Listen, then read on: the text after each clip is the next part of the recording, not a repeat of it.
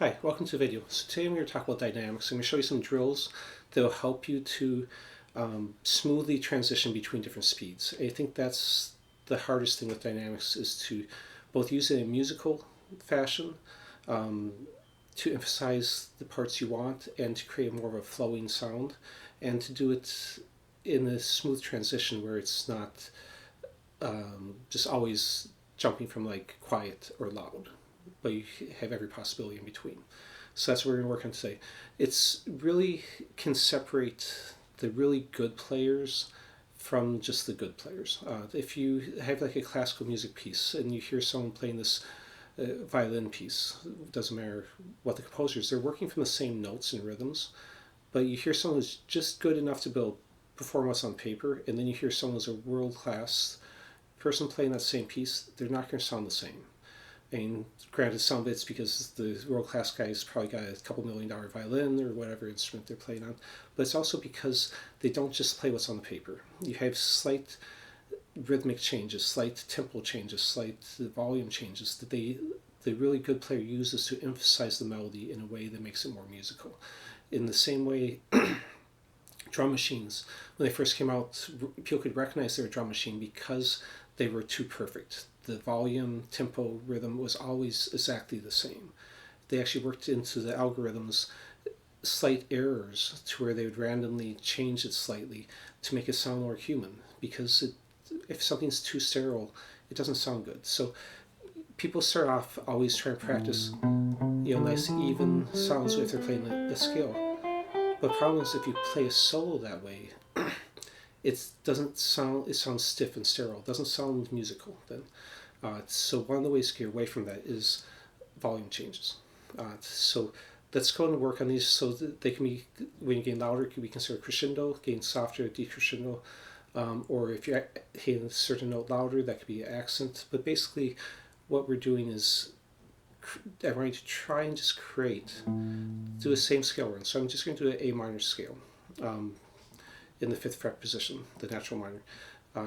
So start off as soft as you can, and the way you get softer without using a volume pedal or something like that is pick softer. So I will actually loosen my grip so I'm not holding it as tight, and I'll sometimes even use the tip of the pick a little bit more and not dig in as much.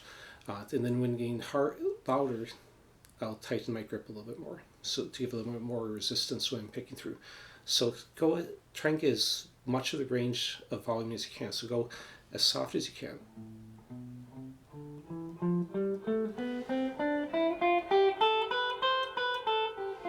And then you can get back soft. So you're going soft to loud and back soft. Now you can take that a single octave too.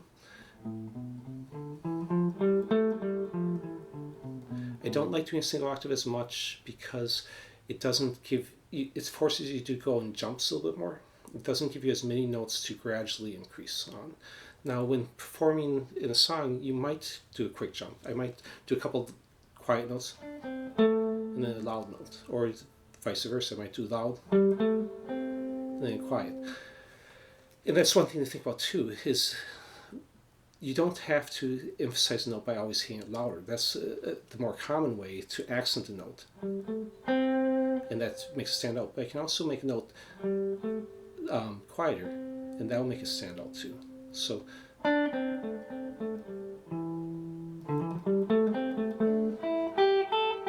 the point is, it doesn't matter what style of music you're playing, by having it kind of flow with the volumes, it's going to make it sound less like an exercise, less like you're just writing a scale or arpeggio.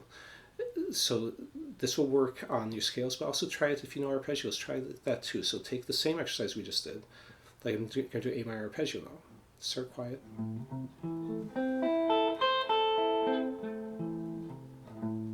And go louder and quieter. Of course, you can also reverse. I can go loud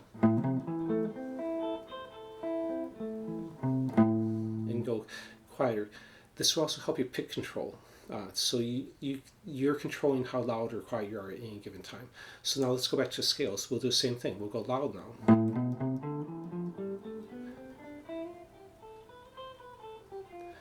Now you might not actually play very often as quiet as going there.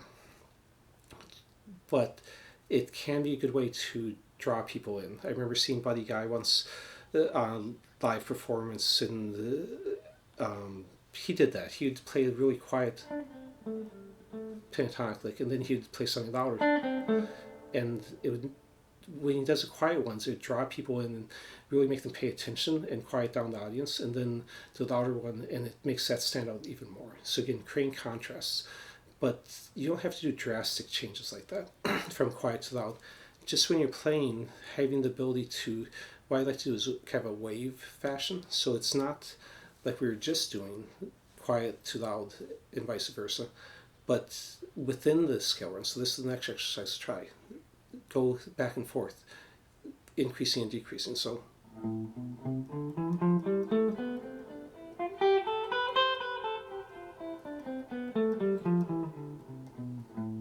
it doesn't matter if you're starting loud or starting quiet. It doesn't matter how, if you do equal amounts, you can do more on the one than another. Again, it's creating a field change. So then when you're improvising, you can do the same thing. Now, if it's giving you trouble running through a whole scale like that, you can isolate and just work like a single note. So I could go here.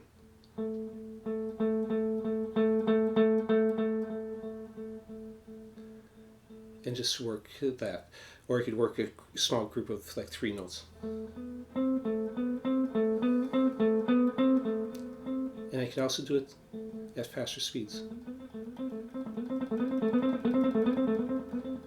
Now faster speeds are going to be more difficult because changing, again, if you're doing like I do and changing the grip on your pick, to do that without varying your rhythm can take some practice. So I'd start off slow and then gradually go faster with that. The idea is that you can use it at any speed though. It doesn't matter if I'm doing a fast run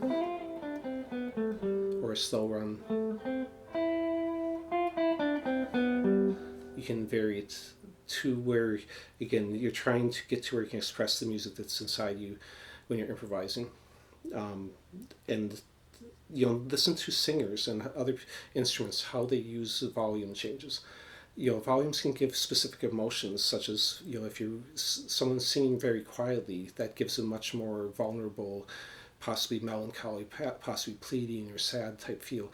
And if very loud, they can be more aggressive and more maybe angry. But most of the time when I'm using it, it's more just to create contrasts. So, and if you combine that with changes in speed and changes in other techniques, like rhythmic changes and stuff, so that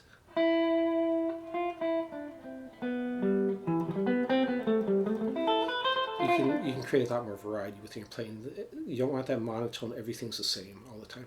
Anyways, just be conscious of it, try, experiment, work quiet to loud, loud to quiet, and then the more wave function, and we'll leave it at that for today. Thanks.